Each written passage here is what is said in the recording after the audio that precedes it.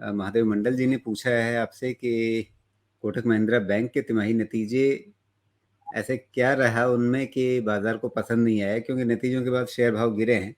तो अगर आपने नतीजों को देखा हो तो आप बताएं, और अगर शेयर भाव गिरे हैं तो क्या इसका कोई अपॉर्चुनिस्टिक तरीके से फ़ायदा उठाना चाहिए? मैंने एक्चुअली कोटक महिंद्रा का रिजल्ट देखा, मुझे तो कोई खराबी नज़र नहीं आई है, क्योंकि जहाँ तक मुझे याद है, नंबर तो अभी सामने नहीं है, लेकिन 25-27% का प्रॉफिट ग्रोथ देखा मैंने।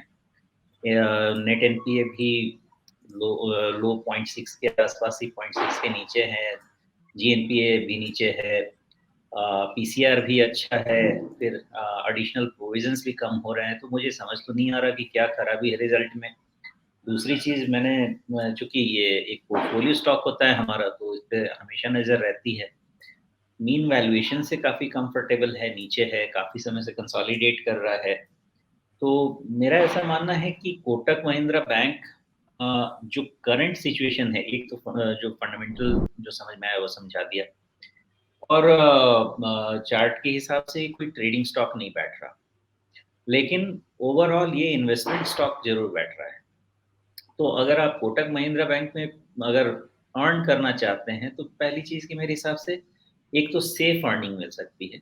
दूसरी चीज़ ये है कि आपको इसमें बहुत पेशेंस चाहिए, और तीसरी उससे भी ज़रूरी ये बात है कि आपके पेशेंस को ये रिवार्ड करेगा, ऐसा मेरा मानना है। क्या हो रहा है? मैं थोड़ी और चीज़ें रिलेट कर रहा था इस पे। तो देखिए, जब आईसीआईसीआई बैंक बहुत क्लीन बैलेंस शीट के साथ आई, बहुत अच्छे ग्रोथ के साथ आई, तो उनका जो वैल्यूएशन है वो मीन के ऊपर गया to match the valuations of not match, मतलब towards the valuations of HDFC bank. Kotak Mahindra bank का तो उसके भी ऊपर वैल्यूएशन रहता है और भी महंगा रहता है। कारण यही है कि mostly Kotak Mahindra bank inorganic growth भी काफ़ी करता रहता है। तो उसके मद्देनज़र चूँकि इंस्टेंट कैश फ्लो आ जाता है वहाँ पे, तो थोड़ी वैल्यूएशन उनकी रिच हमेशा रही है। अ, दूसरी चीज़ ये है कि ये कि मेरे हिसाब से ये रिवार्ड करेगा, इन्वेस्टर्स को रिवार्ड करेगा। अगर पेशेंस नहीं है तो कोटक महिंद्रा बैंक हमारा चॉइस नहीं है।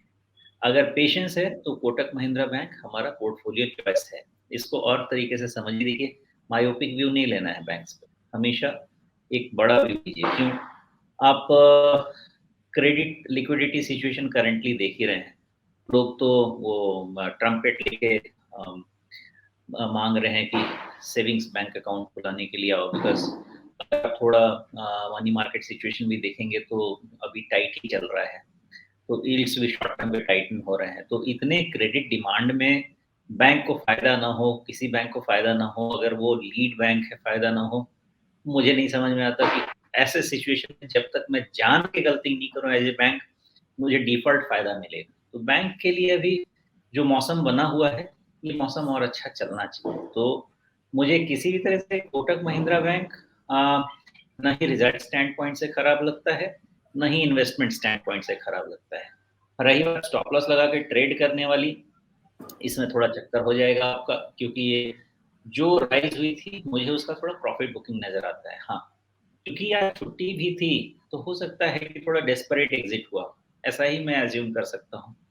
प्लस कल मंथली एक्सपायरी है, तो अभी सिचुएशन ऐसे-ऐसे आपके पास फैक्टर्स हैं कि इसको आप कह सकते हैं कि थोड़ा फ़ोर्स्ड सेलिंग, फ़ोर्स्ड एग्ज़िट टाइप दिख रहा है कोटक महिंद्रा बैंक में, जो कल का कैंडल है। इससे ज़्यादा और कुछ नहीं है। अगर परसों फ्राइडे नहीं होता और कल एक्सपायरी नहीं होता, तो मैं एक कॉल ज़रूर लेता था कि 18 25 के नीचे शायद अगर ये क्लोज़ होता है, तो हाँ, 1825, 1820 के नीचे अगर क्लोज़ होता है, तो ही इसमें फिर से फर्दर सेलिंग की गुंजाइश बनती है। उसके पहले तो मुझे नहीं लगता कुछ ज़्यादा टेंशन है। फिर भी वेट एंड वॉच में रखेंगे, और इसको फ़िलहाल पोर्टफोलियो स्टॉक रखेंगे, और जब तक अगले 1 हफ्ते का डेटा बन नहीं जाए, इसको ट्रेडिंग में कन्वर्ट करना भी ठीक अभी ठीक नहीं लगेगा। जी। सुमेश, यहाँ पे ट्रेडिंग की बात तो अलग है, लेकिन मैं आपसे ये समझना चाहूँगा कि मार्च 2020 में जो बॉटम बना, और उसमें तो 1000 के लेवल लेवल पे पहुँच गया था। लेकिन उसके बाद से भी, मतलब आप देखें तो 2021 की शुरुआत से लेकर के अभी तक ये घूम फिर करके ऊपर-नीचे करके वहीं पे वहीं का वहीं खड़ा है। तो ये पिछले डेढ़ पौने 2 साल से कर क्या रहा है? मतलब बाकी सारी दुनिया कहाँ से कहाँ पहुँच गई। अ महादेव जी ने इसका ठीक कंपैरिज़न किया है अपने अभी लाइव चैट में कि इसका भी वही हाल हो रहा है जो एचडीएफसी बैंक का हो रहा है।